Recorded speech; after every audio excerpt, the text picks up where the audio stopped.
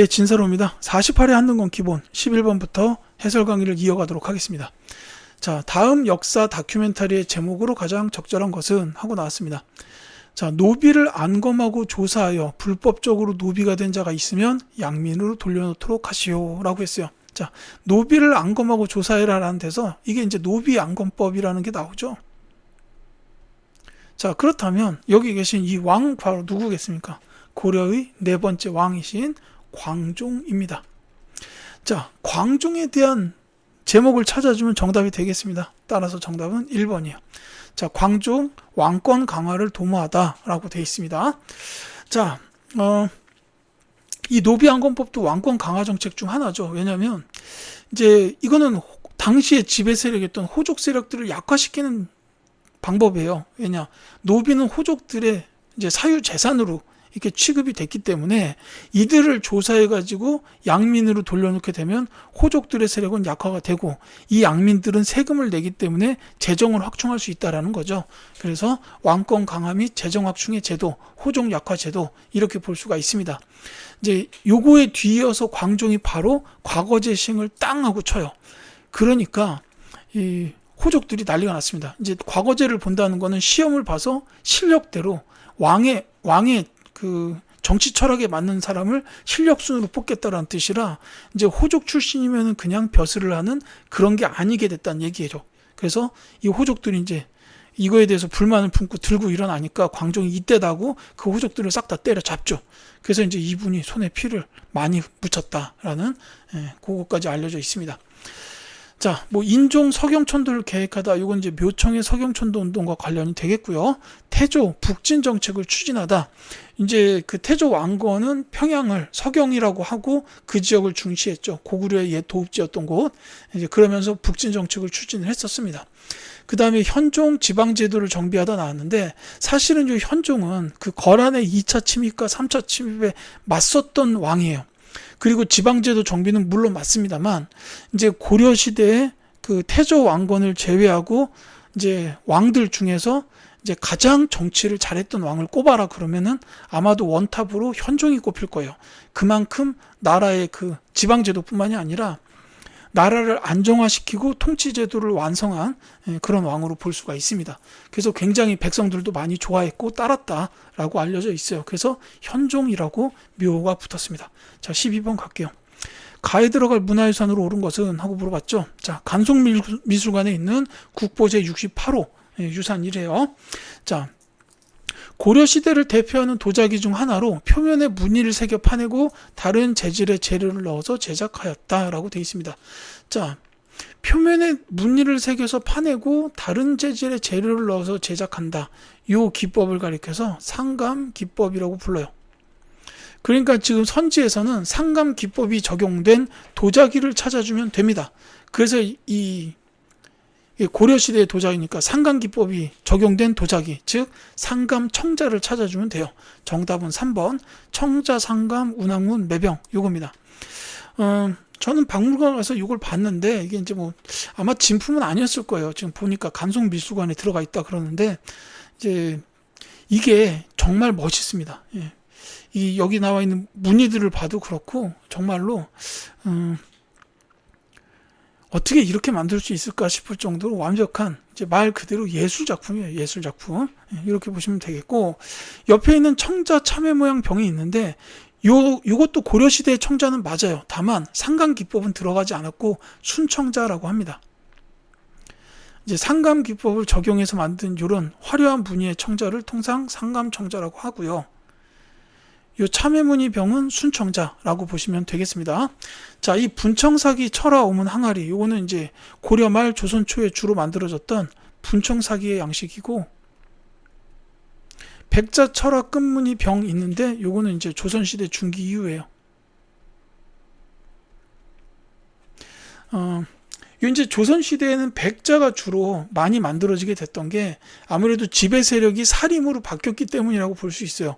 그 사림들은 성리학의 완전히 원칙주의자들이기 때문에 이제 순백, 그러니까 그 당시에 그렸던 그림도 전부 다 지조랑 절개를 상징하는 사군자, 매랑 국죽 위주로 그려졌고, 이제 도자기도 이제 절개를 상징하는 순백, 요게 많이 만들어졌다라는 거겠죠. 자, 13번 가겠습니다. 가에 들어갈 기구로 옳은 것은 하고 물었어요. 가이드에서 검색해달라고 하니까 검색 결과가 나왔어요. 고려시대 중앙정치 기구로 관리들의 비리를 감찰하고 잘잘못했다. 이 기구의 관원은 중서문화성의 낭사와 함께 대간으로 불렸다라는 겁니다. 자, 대간으로 불렸고 그러니까 대간 죄송해요. 낭사와 함께 대간으로 꼽혔던 이 기구가 어디냐면 그냥 말씀드릴게요. 어사대입니다. 감찰을 담당했던 기구 어사대가 답이에요. 자, 또 하나 이 어사대랑 어사대, 낭사 합쳐서 대간이라고 불렀는데 이 두 기구에는 이제 관료들에 대한 서경권이 있었어요.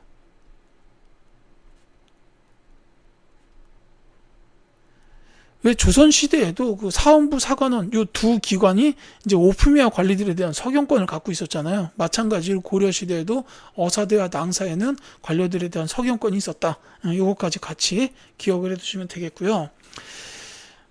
요 의정부는 뭐 조선시대의 국정총괄 기구겠죠. 그러니까 이제 삼정승이 있었던 그 기구 의정부를 말합니다.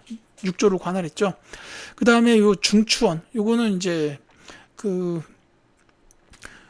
중추원과 관련돼서 가장 중요한 건 이제 나중에 독립협회 가면은 이제 중추원 관제 개편을 통해서 이제 의회 설립을 추진했다. 뭐 이런 게 나오죠.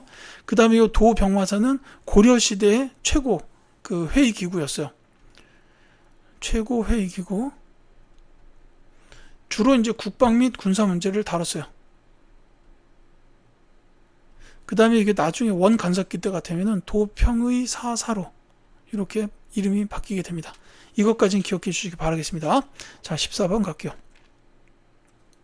가시기에 있었던 사실로 옳은 것은 하고 물었죠. 자, 문신은 보이는 대로 모두 없애라. 이렇게 나왔습니다. 정중부의 명령이죠. 자, 그래서 지금 여기 문신들 쓰러지고 막 도망가고 이러고 있습니다. 자, 요거는 무신정변입니다. 자, 무신정변에 대한 그림이고, 그 다음에 가가 있었고, 여기에 배준손 장군이에요. 이곳 진도에서 우리 삼별초는 적에 맞서 끝까지 항전할 것이다. 라고 되어 있습니다. 자, 삼별초의 항쟁이죠. 강화도, 진도, 제주도를 거쳤는데, 그 중에 이제 진도에 있을 때의 모습을 그려놨네요. 자, 그렇다면, 무신정변과 가 사이에 있었던 일이라고 보시면 되겠는데, 이 무신정변을 통해서 이 무신들이 정권을 잡습니다. 그래서 이제 무신 집권 시기.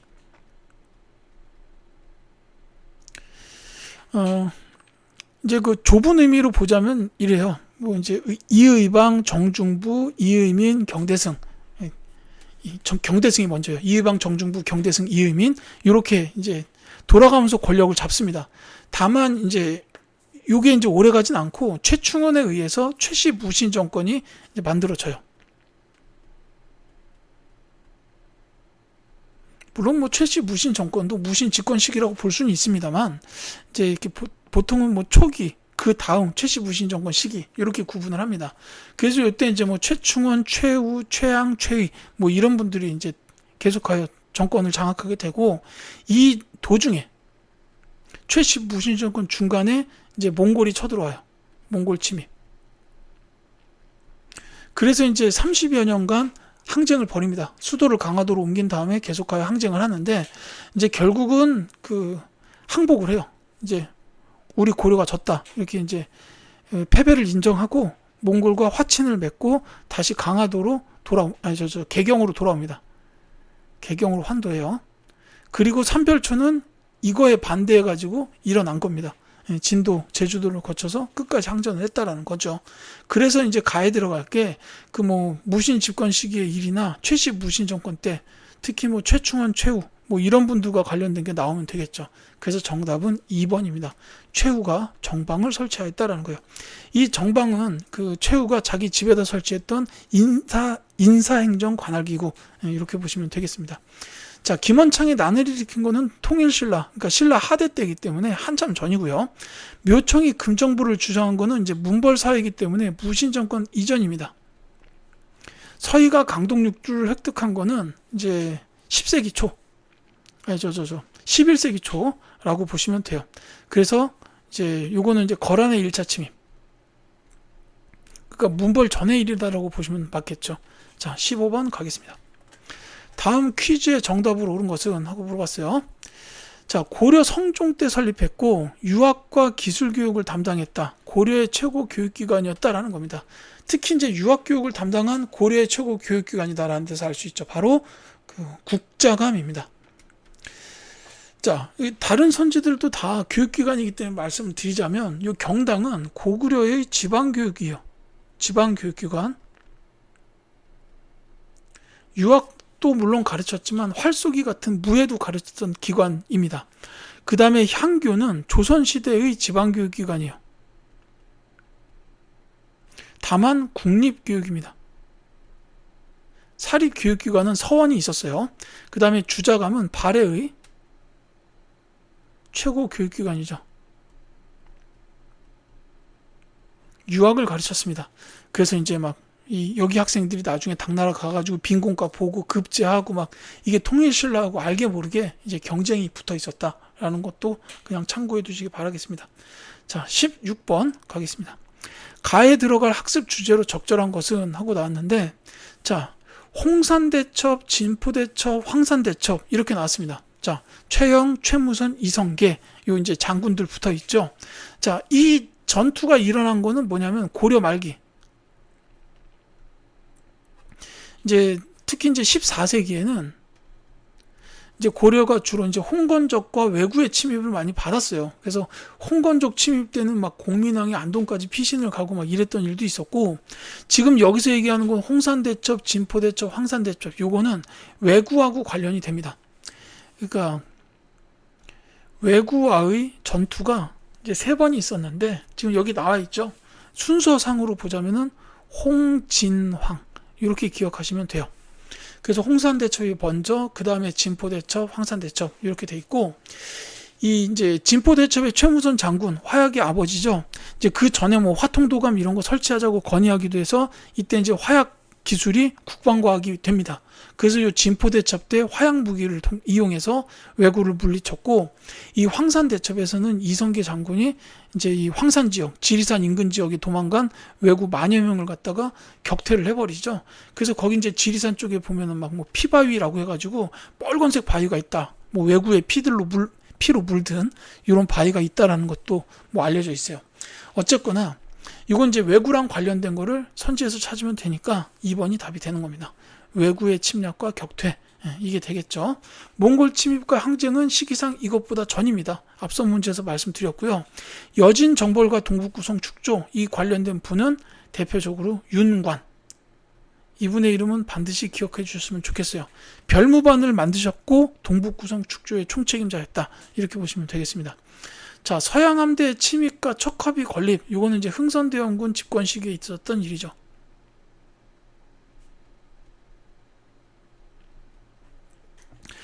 물론 이제 그 전에 세도 정치 시기에도 이제 서양 그 이양선이라고 해가지고 서양 배들이 들어와서 통상을 요구하는데 당시 조선에서는 꿈쩍도 안 했어요.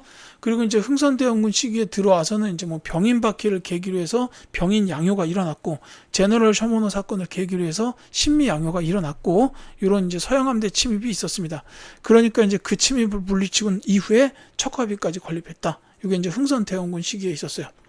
자, 17번 가겠습니다.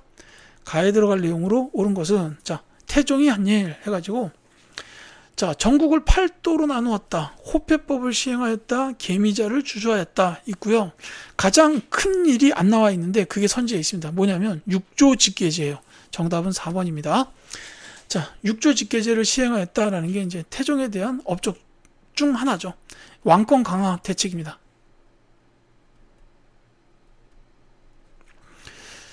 이걸 나중에 세조가 따라하죠. 근데 이제 태종이 6조 직계제를 시행한 거는 이제 본인이 직접 나서가지고 모든 일을 관장하겠다.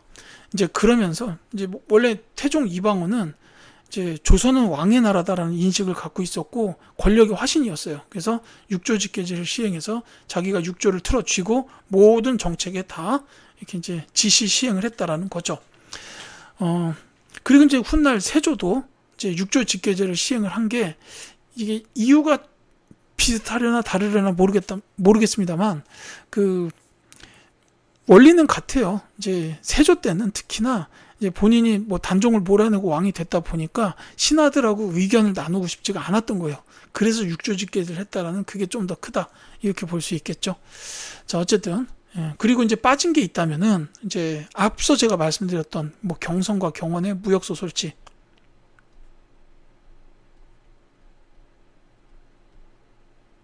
그 다음에 신문고 제도 시행했고, 물론 잘 이렇게 매끄럽진 않았어요. 그리고 이제 문화 쪽에서는 개미자 뭐 이런 것도 나왔으니까 하나 말씀드리자면 혼일강리 역대 국도지도,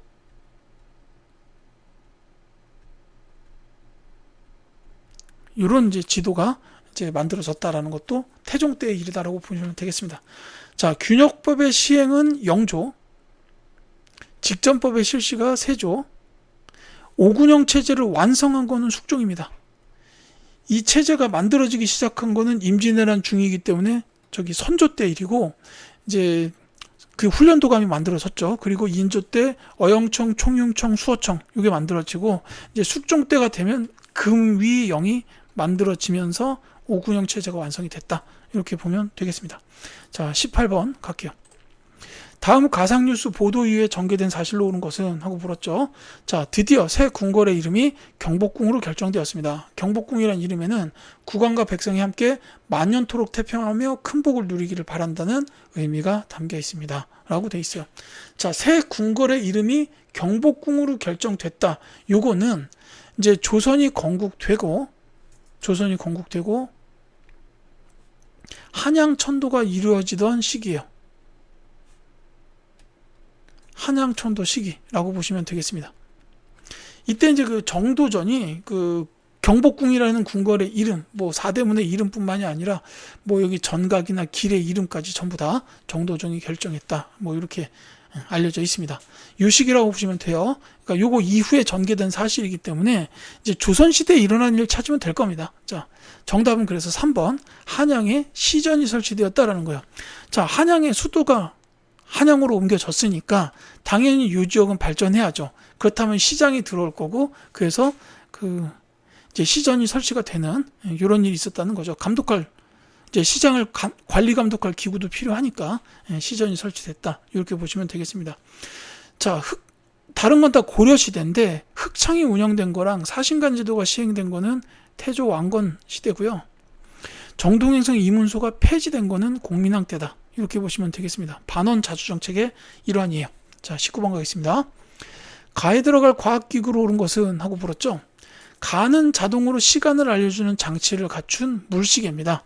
이 시계가 알려주는 시간에 따라 도성문을 열고 닫았고 궁궐 호위병들은 임무를 교대하였습니다. 라고 돼 있어요. 자, 물시계라는 거죠. 그래서 이 과학기구는 바로 자경루입니다. 정답은 1번이요. 자, 자경루가 정답이고요. 이제 요 발명하신 분은 장영실입니다. 요 중요합니다. 세종대왕 시기에 활동했던 대표적인 이제 과학자 및 발명가 뭐 이렇게 볼 수 있는 분이죠. 이제 장영실. 근데 이분이 이제 뭐 추구기랑 앙부일구도 발명하셨어요. 요 추구기는 이제 비의 양을 재는 관측기구, 그 다음에 앙부일구는 해시계죠.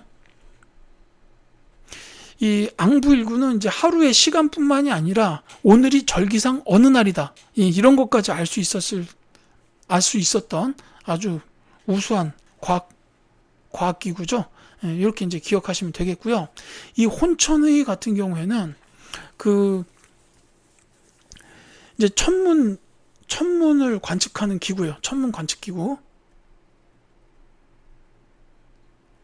그 왜 중국의 한나라 시대인가 이게 이제 처음 만들어져서 이제 뭐 여러 나라로 전파되고 개량되고 이랬습니다. 그 뭐 세종대왕 시기에 장영실도 뭐 개량을 했어요. 이제 그래서 왜 그 영화에서 그 천문을 말하다 있죠. 예, 거기 이제 그 장영실 역할로 배우 최민식 배우가 나오고, 그 다음에 그 세종대왕 역할로 한석규 배우가 나오는 그 장면에서 장영실이 막 고치고 있는데 옆에서 세종대왕이 와가지고 있으니까 장영실이 세종대왕인 거 모르고, 아니 그거 말고 조금 작은 환, 이 환에다 손을 대야 된다 막 이렇게 얘기다 얼굴 전화하고 인사를 하는데, 그때 그 고치고 있던 그게 혼천이에요. 뭐 여튼 그렇고, 영화가 천문 하늘을 말하답니다. 그래서 이제 이게 나중에 그 조선 후기 실학자 홍대용 이런 분들도 이 혼천리를 더 개량을 해가지고 이제 사용을 하셨다라는 것도 있죠. 자, 20번 가겠습니다. 밑줄 그은 이 왕의 업적으로 오른 것은, 자, 지금 제가 한참 말했는데 바로 그분이죠. 존경하는 역사인물로 이왕을 선정하였습니다. 훈민정음을 창조하였다. 농사직설을 편찬하였다. 이렇게 나왔습니다. 자, 세종대왕이죠. 훈민정음 농사직설 나왔으니까 이제 추가적으로 말씀드리자면 칠정산, 이제 뭐 훈민정음은 글자체계, 농사직설은 농업서적, 그 다음에 칠정산은 천문역법 서적이죠. 근데 요거를 편찬한 이유는 다 같아요. 조선만의 독자적인 체계가 필요하다라는 거예요. 그러니까 이제 우리나라에서 중국 글자를 사용하기 너무 어려우니까 이제 우리 실정에 맞는 글자를 만든다는 게 훈민정음. 그 다음에 이제 중국 농사책으로는 우리 땅에서 잘 맞지가 않으니까 우리 농부들의 경험이 담긴 우리의 농사책을 만들겠다라는 게 농사직설. 그리고 중국의 역법서적으로는 우리의 땅에서 보이는 별자리가 맞질 않으니 우리한테 맞는 별자리를 이제 그걸 책으로 만들자 한 게 칠정산이에요. 이런 식으로 요 세 가지는 전부 다 그 조선만의 독자적인 성격을 담는 책, 그리고 한편으로는 세종대왕의 애민 정신을 엿볼 수 있다라는 그런 것도 있죠. 자, 세종대왕의 업적으로 오른 걸 찾아라 그랬는데 이거 외에도 여러 가지가 있죠. 뭐 이제 의정부 서사제를 발전시켰다. 뭐 이것도 중요한 거고, 그 다음에 국방 및 외교 관련돼 가지고도 사군 육진의 개척이 있어요. 그러니까 지금의 우리 영토가 만들어진 게 세종대왕 때입니다. 압록강과 두만강 지역을 개척한 게 압록강의 사군, 두만강의 육진, 이렇게 된다는 거죠. 최윤덕 장군, 김종서 장군.